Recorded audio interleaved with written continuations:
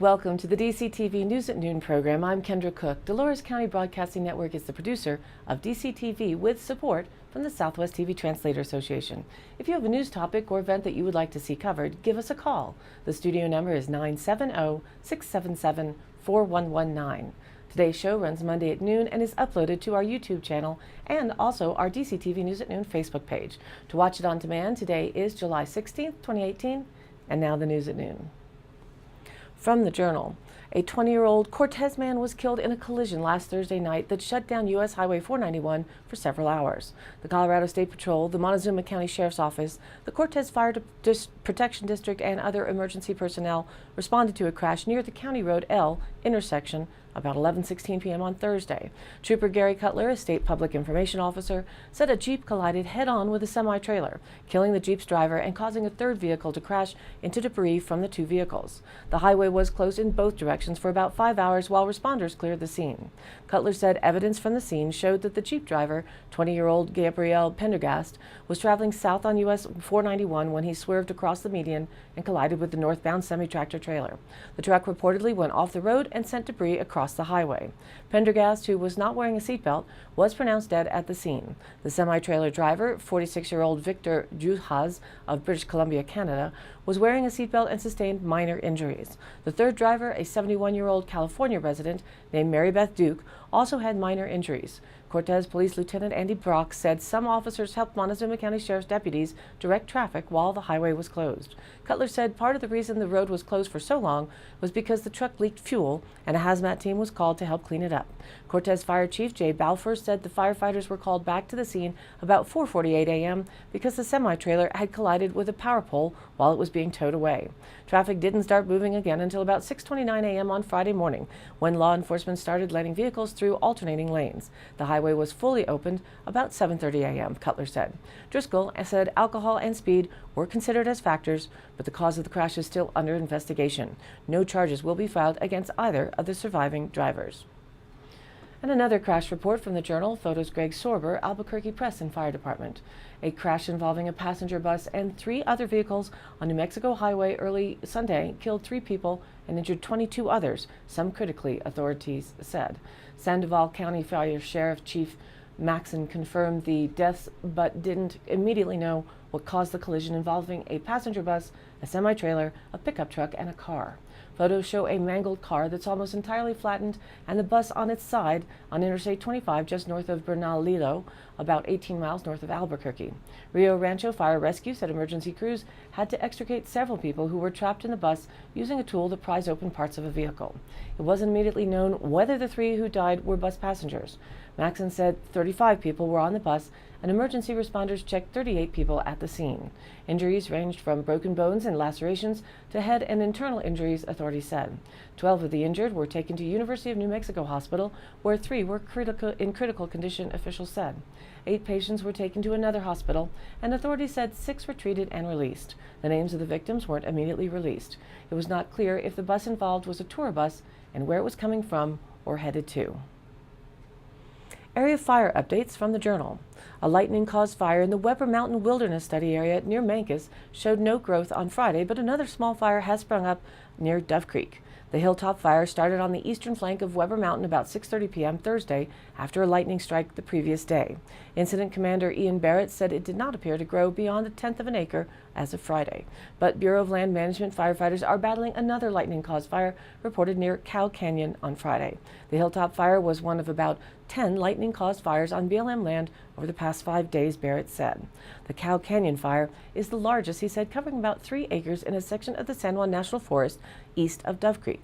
3 Type 3 engines and about 17 personnel were fighting that fire on Saturday morning. Like the hilltop fire, it is burning in a remote area, and Barrett said it currently poses no threat to private property. In the Mancos area, Barrett said the BLM will continue to monitor the hilltop fire with a Type 4 fire engine, particularly during the hottest part of the day. But he added that fire danger in BLM lands has fallen significantly this month because of increased humidity and rain, and the small lightning-caused fires occurring now resemble a natural fire cycle more than June's large wildfires. Not all fires are scary and dangerous, he said. In response to the increased moisture, the U.S. Forest Service has removed all fire restrictions in the San Juan National Forest. The BLM Tres Rios field office downgraded its fire restrictions to Stage 1 on Friday, which allows guests to operate stoves and light fires in designated campsite fire pits, but open fires and smoking are still banned outside of designated areas. There are some pockets out in BLM land that didn't receive moisture, so Stage 1 is still appropriate, Barrett said. He said BLM officials are scheduled to reevaluate the fire danger coming up this week on Thursday and decide whether to lift fire restrictions completely. On last Friday, Cortez Fire Chief Jay Balfour said that Montezuma County Fire Band would remain in place until further notice. As of Saturday morning, the National Weather Service predicted more afternoon showers and thunderstorms for Montezuma County through to Monday, with high temperatures in the mid-80s. So now let's take a look at what's in store for our weather. Here's a look at the national weather map from NOAA. AccuWeather reports that in the wake of showers and thunderstorms that will enhance the risk of flash flooding, cooler air will invade the northeastern United States by midweek.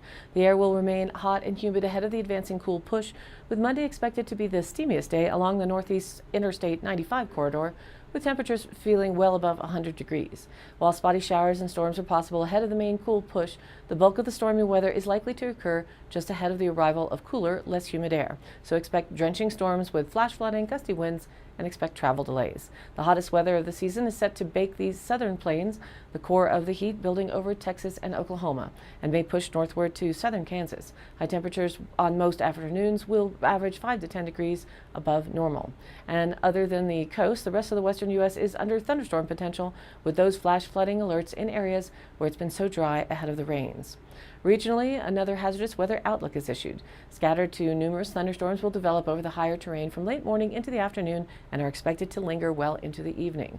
Severe weather is not expected. However, some cells will be capable of generating excessive rainfall, which may lead to rockfall and debris flows in steep terrain.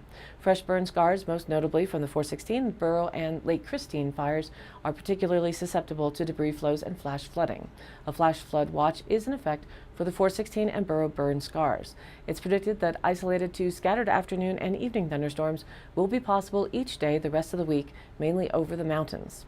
And then the DCTV 5-day outlook. Today, a 30% chance of showers and thunderstorms, mainly after 2 p.m. Mostly sunny with a high near 86 degrees. East-southeast winds around 5 miles an hour, becoming west-southwest in the afternoon. Tonight, a 30% chance of showers and thunderstorms, mainly before 7 p.m. Mostly cloudy with a low around 60 degrees. East-southeast winds 5 to 10 miles an hour. And here at the studio, we got half an inch of rain between last week and today's broadcast. Tuesday, it's also a 30% chance of showers on tap for thunderstorms in the afternoon. Mostly sunny with a high near 87. Southeast winds around 5 miles an hour, becoming northwest in the afternoon. Tuesday night, a 20% chance of showers and thunderstorms before midnight. Mostly cloudy with a low around 60 degrees. East winds around 5. And then for the rest of the week, we're predicting a continued pattern of hot days in the 90s and lows in the 60s through to the weekend. So Wednesday, mostly sunny with a high near 91. Southeast winds 5 to 10 miles an hour, becoming northwest in the morning. Wednesday night, mostly clear with a low around 61. Thursday, mostly sunny with a high near 93. Thursday night, partly cloudy with a low around 62. Then Friday, mostly sunny with a high near 91. Friday night, mostly cloudy and low around 61. And Saturday, partly sunny with a high near 90. Saturday night, mostly cloudy with a low around 60. And now back to the news. From the Journal, file photos. 2 Cortez residents arrested in May on suspicion of drug trafficking have waived their preliminary hearings and are preparing to enter plea agreements. Lindell and Sherry Clark have been incarcerated in Montezuma County Detention Center since the week of May 13th, when they were arrested after a months-long investigation by local law enforcement officers and the Southwest Drug Task Force. In a court appearance on Wednesday, the husband and wife agreed to waive their right to a preliminary hearing. Their attorneys said they are set to accept plea agreements in August that will likely include 15-year prison sentences. The Clarks were charged May 30th with 2 counts each of felony drug distribution. On Wednesday, Sherry Clark's attorney, Ray Randolph, said she had received an offer from the district attorney's office that included a guilty plea to an aggravated Class 2 drug felony. The plea, she said, would carry a sentence of 15 years in prison. Lindell Clark's attorney, Katie Whitney, said she had received the same offer. When Montezuma County Court Judge Jenny Lynn Lawrence questioned them about waiving their right to a hearing, both suspects responded in loud, clear voices. Lawrence scheduled Sherry Clark to appear for an arraignment on August 16th before District Chief Judge Douglas Walker. She scheduled Lindell Clark for an arraignment on August 21st before District Judge Todd Plew. The other 3 people arrested in the investigation, Cortez resident Ezekiel Bayard and California residents Rommel Avil Reyes and Jesse Valenzuela, also have court appearances in the coming week. Bayard said he will be entering a plea on Tuesday, and Avil Reyes and Venezuela have preliminary hearings scheduled for Wednesday. According to an arrest affidavit, the Drug Task Force spent several months conducting surveillance on people suspected of supplying drugs to the Four Corners area, including the Clarks. They were arrested after investigators received a warrant to search their house and reportedly found large amounts of heroin and meth. A Farmington man who was accused of sexually assaulting 2 children last month at the Durango Community Recreation Center has died by suicide. That according to the Farmington Police Department. Fabian Scott, age 31, was found dead in his home June 11th in Shiprock, New Mexico. Shiprock Police Department declined to comment on the death, claiming it was an active investigation. Scott was accused of inappropriately touching 2 10-year-old girls at the rec center on June 1st. An arrest warrant was issued by 6th Judicial District Judge Suzanne Carlson on June 3rd on 2 counts of unlawful sexual assault on a child. The Durango Police Department is dropping the sexual assault investigation because the suspect is deceased, said Commander Jacob Dunlap. According to an arrest affidavit, 2 girls were walking around in the Lacey River pool on the rec center. Scott allegedly followed the girls and grabbed their buttocks on 4 separate occasions.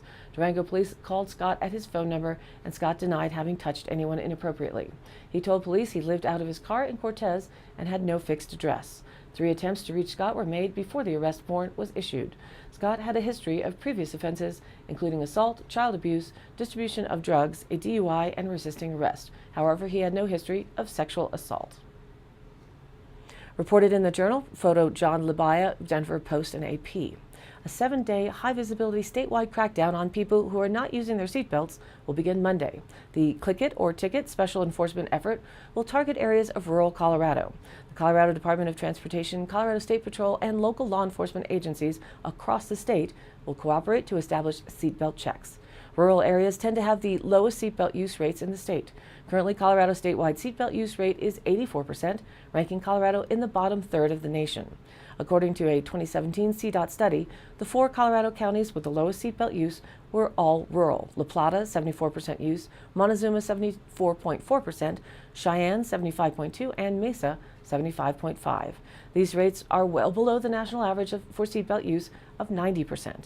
Wearing a seatbelt can easily become a matter of life or death, said Darrell Link, director of the Office of Transportation Safety at CDOT. It is the easiest way to protect yourself in a crash and can greatly enhance your chances of surviving. A total of 233 unbelted deaths in passenger vehicle crashes occurred last year in Colorado, accounting for half of the 437 total passenger vehicle fatalities for 2017. The National Highway Traffic Safety Administration estimates that about 60 lives could be saved every year in Colorado if everyone buckled up. And now for the Dolores County Sheriff's Roundup for the week of July 9th through the 15th. Dispatch received a report of a non-injury deer vehicle accident on Highway 491. Colorado State Patrol was contacted and responded to the accident. An alarm company called stating an alarm was sounding for residents in Dolores County. The owner of the property was contacted and everything was okay. A reckless driver was reported and the officer was unable to locate that vehicle. An officer conducted a welfare check on a county resident and everything was okay. Several officers conducted Forest Service patrol. That concludes today's portion of the Roundup. Stay tuned for continued updates throughout the week. And today's High Canyon Country happenings. Saturday, July 21st is a busy one in our area. At the Dolores River Brewery, I Draw Slow will be performing live from 8 to 11 p.m. Dublin roots band I Draw Slow have been consistently honing their craft over the course of the last 10 years. They have been selling out venues in Ireland and releasing their records to critical acclaim. Their instruments and vocals blend organically on stage, giving audiences a sense of intimacy and connection to the performance. Also Saturday the 21st in Dove Creek, the free 3rd annual Show and Shine will be held at the State Line Bar and Grill. Bring your bikes, cars, trucks, and hot rods to show them off. Registration starts at 10 a.m. and the show ends at 1 p.m. The Dove Creek football team will be out parking cars and raising money for the team. Food and drink specials will be held all day, extended happy hour from 3 p.m. to 7 p.m. Raffle, awards, and prizes. Live music by the Red Rock Outlaws starts at 4 p.m. And it's a wonderful place on the back patio. And there's also a free shuttle from Dove Creek to Monticello. Ask about their RV park and stay the night. Call for more information at 970-677-2649.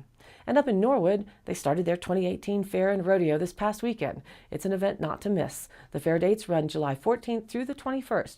Rodeo dates are the weekend of July 28th. So mark your calendars and follow the event information online at sanmiguelcountyco.gov.